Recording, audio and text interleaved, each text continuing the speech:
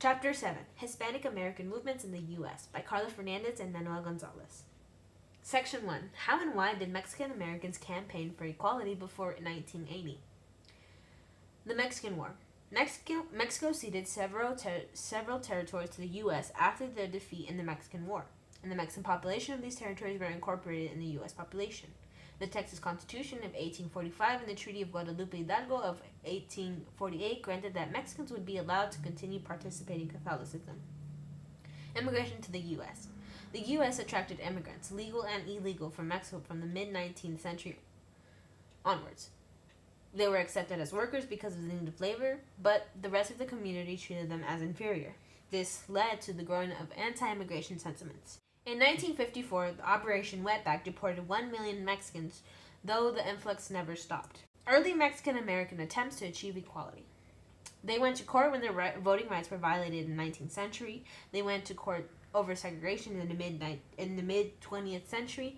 They joined trade unions and went on strikes in California during the 1930s. League of the United Latin American Citizens was formed to combat discrimination in housing, education, law enforcement, employment, and voting. ULAC was formed in Texas in 1929 and wanted to completely assimilate Mexican Americans. They only allowed U.S. citizens to be members and supported restricting immigration from Mexico. It was also strongly opposed to bringing in temporary Mexican workers to compensate labor shortages in 1942 because they feared bringing in undereducated Mexican immigrants that would make it harder for Mexican American citizens to assimilate. Increased Mexican American activism after 1945. Mexican Americans sought recognition for the 300,000 Mexican Americans who fought in World War II, so they started the American GI Forum, which opposed segregation. LULAC had several local victories in desegregation, especially of schools, along with police brutality, jury selection, voter restriction, also against brokers, retailers, insurance companies which practice discrimination. Mendez and Westminster integrated 5,000 Mexican school children in California. The 1960s saw great participation of Mexican Americans in voting. The Mexican American Awakening in the 1960s. The Black Civil Rights Movement inspired political activism in Mexicans. The LAC emphasized the importance of voting. The Voting Rights Act of 1965 and 1975 extension encouraged Mexican voting. And Cesar Chavez began the Chicano movement in the 1960s. Cesar Chavez united farm workers. The San Joaquin Valley of California was rich in farming, where Mexicans earned at most minimum wage for planting and harvesting fruits and vegetables. In 1962, Cesar Chavez established the NFWA, which later merged into AWOC into the UFW. Grower opposition, mechanization, and rising immigration weakened the UFW so that much by 1980, only 10% of the Californian grapes were harvested by its members. Cesar's UFW was only one of the 200 Mexican-American organizations to gain significant national attention. Cesar and the UFW played a large role in assimilating the Chicano movement. The Chicano movement, Tejanos, Texan Mexican Americans. They are often excluded through poll taxes, gerrymandering, and intimidation. The MEA, Mexican American Youth Organization, was a militant organization that started in 1967 by student activists. Federal Alliance of the Land Grants, established in 1963, staged protests in New Mexico in 1966, claiming that 1848 treaty was broken. These Mexican-American students increasingly call themselves Chicanos. Rodolfo Gonzalez organized the National Chicano Liberation Youth Conference in Denver of March 1969, where the LRUP, La Raza United Party, was established. The LRUP was successful in Texas and gained local political power through school boards and city councils, but was less successful in California. Section 2. How and why did Puerto Ricans campaign for equality before 1980? Puerto Rican struggles. The U.S. gained control over Puerto Rico from Spain in 1998, but Puerto Ricans were not granted citizenship until 1917. 29% of the Puerto Ricans in the 1970s lived below the poverty line, and they had double the unemployment rates of national average. Puerto Ricans endured the factor of segregation, and only 30% had completed a high school education by 1970. Puerto Rican activism. New York barrios in 1950s spawned neighborhood ethnic associations, trade unionism, and political groups.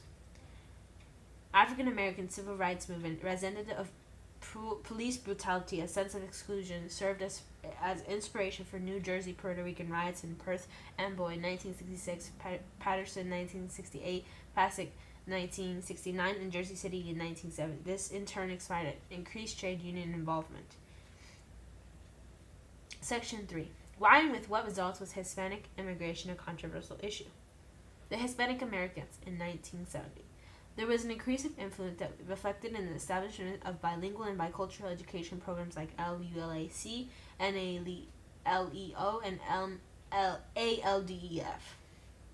MALDEF activists in Texas convinced a federal district ruled in Cinelas versus Corpus Christi Independent School District that Mexican Americans were identified ethnic minority that passed pattern of discrimination and therefore eligible for special federal protection and redress. The Equal Employment Opportunity Act of 1972 strengthened the powers of EEOC to sue companies engaged in discrimination. Mexican Americans greatly benefited from affirmative action during this time period. The 1980s. Hispanic Decade.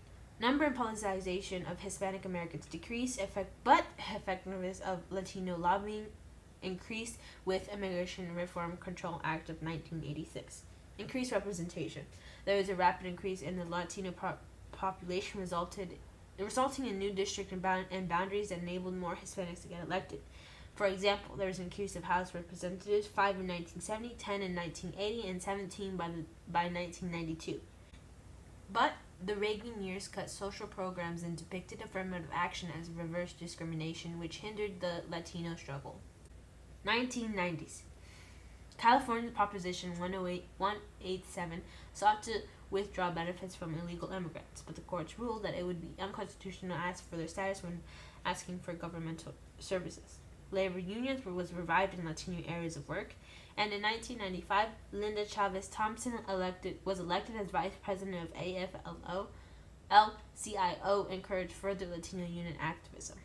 There was also increase of representation. Around 1,400 Latino officials were elected in 1973 and 5,400 in 1994. Section 4. Had Latinos achieved equality by the early 21st century? Racial profiling. Latino youths were 3 to 8 times more likely to be jailed. Latinos felt that the police were being discriminating against them. A 2002 case, Ohio State Highway Patrol officers were accused of stopping, detaining, and interrogating Latinos about their status because of their race and the color of their skin. Disadvantages in education. In 2000, only 52% of Latinos graduated from high school compared to 86% of white Americans, and only 11% were college graduates compared to 26% of the white population. Despite legislation like Bilingual Education Act of 1968 and 1974, the Supreme Court's 1974 Lau versus Nicholas ruling put bilingual education under attack, and that was already generally banned in public schools and in certain states. Poverty. Roughly 1/4 of Latino families lived below the poverty line. In 1999, the average household income was $29,110 compared to the white average of $43,287. The children grew up in impoverished cities surrounded by gangs, drugs, racial discrimination, and limited resources. Young Hispanic Americans typically had low-level jobs, early pregnancies, and involved in criminal violence. Affirmative action. By the late 1980s, most large American corporations had diversified their workforce and the number of Latinos in further education had increased. White backlash gained strength, and in 1996, Californians voted 54% in favor of the Proposition 209, which ended some affirmative action programs in California. This led to the end of affirmative action in the University of California, and the number of Hispanic Americans entering CUC fell. Section 5.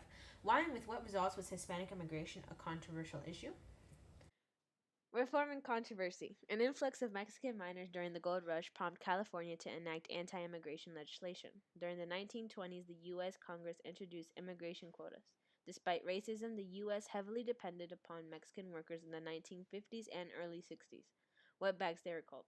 Between 1983 and 1992, 63% of the immigrants were Mexican Americans. The economic debate. Some Americans think that illegal immigrants take jobs from Americans. They also think it's expensive for bilingual educational programs and education for native-born children that they have.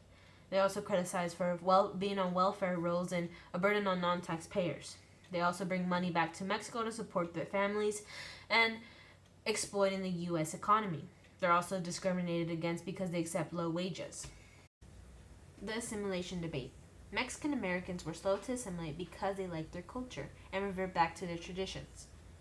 The 1996 Welfare Reform Act eliminated the eligibility of permanent resident immigrants for welfare benefits, and the INS made changes to renewing the green cards to make it as complicated as naturalization. But the Spanish language was spreading, and it showed the impact on American culture. With the increased requests for naturalization, that it caused backlash. They were still criticized for not assimilating, yet when seeking for naturalization, they were also criticized. Law and order. Many white Americans believed immigrants from ethnic minorities elevated the crime rate. During the 20th century, the Mexican American population became urbanized, which generated social problems.